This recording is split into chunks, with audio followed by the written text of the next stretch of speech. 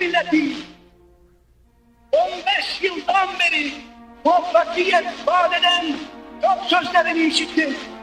Bahtiyarım ki bu sözlerinin hiçbirinde milletinin hakkındaki itimadını sarsacak bir isabetsizliğe uğramadım.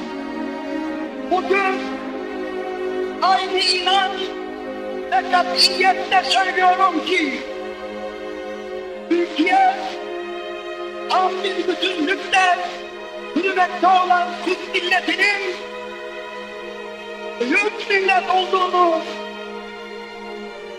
bütün medeni alem az zamanda bir kere daha tanıyacaktır.